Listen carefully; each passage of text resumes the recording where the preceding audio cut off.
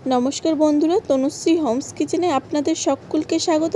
चले एसेछि आरो एकटी नतून रेसिपिर भिडियो निये। रेसिपिटिर नाम हच्छे क्यापसिकामेर पकोड़ा। बंधुरा भिडियोटी शुरू करार आगे आमार एई चैनेलटी जोदि सबस्क्राइब करा ना थाके सबस्क्राइब करे नेওয়ার अनुरोध रइल और पाशे थाका बेल आइकनटिও प्रेस करे नेবেন যাতে আমার চ্যানেলে আসা প্রত্যেকটি ভিডিওর নোটিফিকেশন সবার আগে আপনাদের কাছে পৌঁছে যায়। আসুন তাহলে ভিডিওটি শুরু করা যাক। ক্যাপসিকামের পকোড়া বানানোর জন্য প্রথমেই আমি নিয়ে নিচ্ছি এক বাটি ক্যাপসিকামগুলোকে আমি একটু সরু সরু করে কেটে নিয়েছিলাম।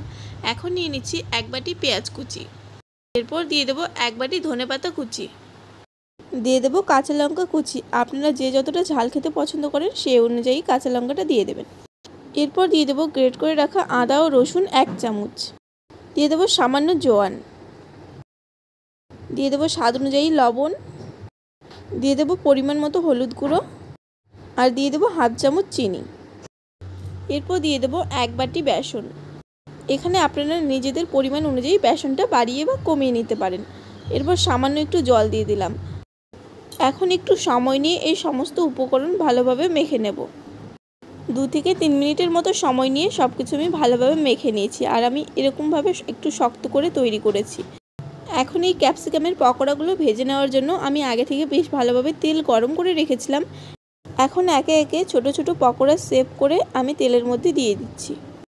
বন্ধুরা আপনারা বাড়িতে একদিন হলেও এইভাবে ক্যাপসিকামের পকোড়া বানিয়ে খেয়ে দেখবেন, আশা করছি আপনাদেরও দারুণ লাগবে।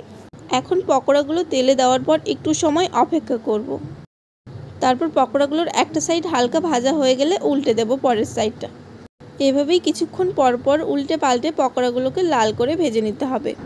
আর আপনারা যদি বাড়িতে এইভাবে পকোড়া বানিয়ে খেয়ে থাকেন তাহলে অবশ্যই আমাকে কমেন্ট বক্সে জানিয়ে দেবেন খেয়ে আপনাদের কেমন লেগেছে। এখানে আমি 3 থেকে 4 মিনিটের মতো সময় নিয়ে পকোড়াগুলোকে বেশ ভালোভাবে ভেজে নিয়েছি।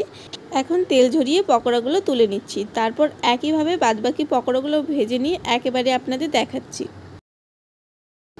একইভাবে এখানে আমি সমস্ত পকোড়াগুলো ভেজে নিয়েছি আর আপনারা দেখেই নিশ্চয়ই বুঝতে পারছেন পকোড়াগুলো কতটা লোভনীয় হয়েছে।